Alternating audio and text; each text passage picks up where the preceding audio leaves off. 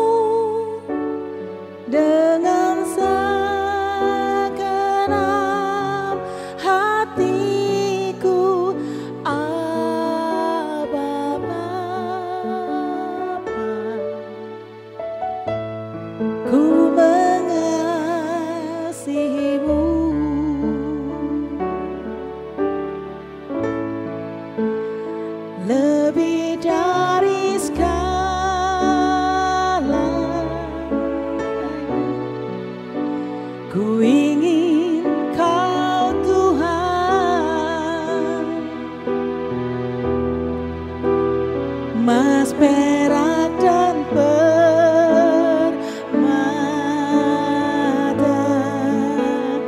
tiada artinya.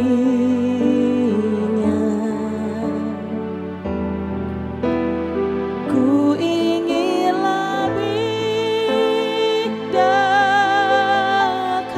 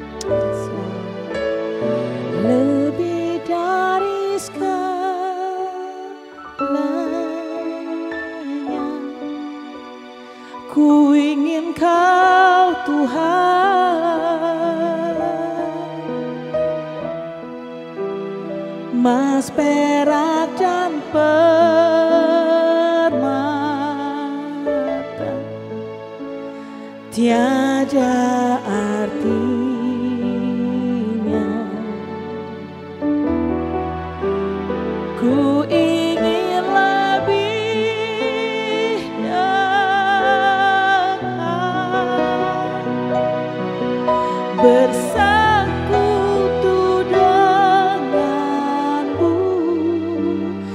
jadikan ku hamba setia kepadamu.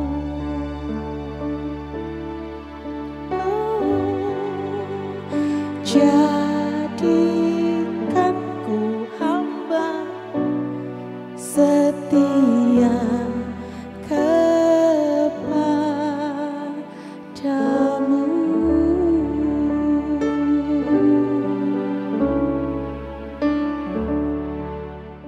Shalom God Lovers, bertemu kembali dalam program Words from Heaven. Pada kesempatan hari ini, saya akan memberikan renungan singkat untuk boleh kita bersama-sama renungkan dengan judul Ditolong Tuhan. Saya percaya semuanya kita pribadi-pribadi yang sedang merindukan dan sedang menantikan bagaimana dalam tantangan kehidupan kita ditolong oleh Tuhan, sehingga itu menjadi pengalaman perjalanan rohani kita dalam mengiring Tuhan. Karena kalau dibilang tidak ada masalah, itu nggak mungkin nggak. Semua dihadapkan dengan satu keadaan. Tapi biar dalam keadaan itu kita mengalami ada pribadi yang nyata menolong kita. Di dalam Markus pasal 10, 46 sampai dengan 51, kita tahu semua kisah ini bagaimana seorang yang buta yang bernama Bartimeus mengalami pertolongan Tuhan. Mari kita belajar di dalamnya. Dikatakan di ayat yang ke-46, lalu tibalah Yesus dan murid-muridnya di Jericho, dan ketika Yesus keluar dari Jericho bersama-sama dengan murid-muridnya dan orang banyak yang berbondong-bondong, ada seorang pengemis yang buta bernama Bartimeus anak Timeus duduk di pinggir jalan. Ketika didengarnya bahwa itu adalah Yesus orang Nazaret, mulailah ia berseru, "Yesus anak Daud, kasihanilah aku." Saudaraku, yang pertama kita akan melihat dan mengalami bagaimana ditolong oleh Tuhan waktu kita membuka telinga rohani kita untuk perkataan Tuhan, tentang Tuhan, tentang kedahsyatan Tuhan. Waktu kita membuka telinga rohani kita tentang apa yang Tuhan sampaikan, tentang apa yang Tuhan janjikan, maka itu adalah awal kita mengalami pertolongan Tuhan. Karena bagian lain firman Tuhan katakan bahwa iman itu timbul dari pendengaran firman Tuhan. Jadi yang pertama, bagaimana Bartimeus mendengar tentang Tuhan yang diikuti oleh orang berbondong-bondong pada waktu itu. Selanjutnya mari kita lihat pada ayat berikutnya, banyak orang menegurnya supaya ia diam. Namun semakin keras ia berseru, "Anak Daud, kasihanilah aku." Rahasia yang kedua, bagaimana kita akan ditolong Tuhan waktu kita tidak menyerah dalam masa penantian. Kita tidak menyerah sekalipun ada tantangan. Kita tidak menyerah sekalipun kita dihadapkan dengan orang yang menghalang-halangi, atau mungkin satu informasi, satu keadaan yang menghalang-halangi untuk kita mengalami iman yang kita menerima apa yang akan Tuhan kerjakan. Waktu Bartimeus disuruh diam, Alkitab mencatat bahwa teriakannya bukan diam, teriakannya makin kencang. Dan itu yang membuat tahapan berikutnya, bagaimana Bartimeus ditolong oleh Tuhan. Hal yang sama saya percaya bahwa sekalipun hari ini kita juga sedang menghadapi bentuk kesusahan yang lain yang bukan seperti Bartimeus, tapi waktu kita menjadi orang yang tidak menyerah dengan keadaan kita, itu adalah proses bagaimana kita mengalami kemenangan. Lalu yang berikutnya kalau kita baca ayat firman Tuhan ini, ayat 49, lalu Yesus berhenti dan berkata, "Panggillah dia." Mereka memanggil orang buta itu dan berkata kepadanya, "Kuatkan hatimu, berdirilah, ia memanggil engkau." Wow. Yang ketiga, Bartimeus segera mendekat ketika ada panggilan itu.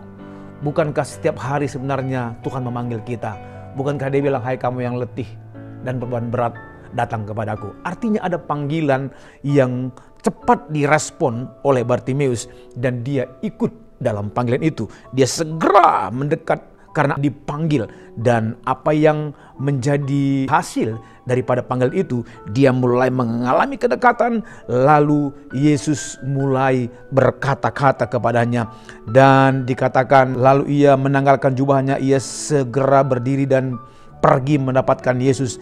Tanya Yesus kepadanya, "Apa yang kau kehendaki?" Ini luar biasa. Ada satu pertanyaan, "Kira-kira kamu Bartimeus mau apa?" Lalu Bartimeus bilang begini, "Rabuni, supaya aku melihat." Ini berbicara mengenai apa? Yang keempat, berbicara mengenai rendah hati, meminta dengan tulus, meminta dengan jujur apa yang menjadi kebutuhan utamanya. Kebutuhan utamanya pada waktu itu supaya matanya bisa melihat.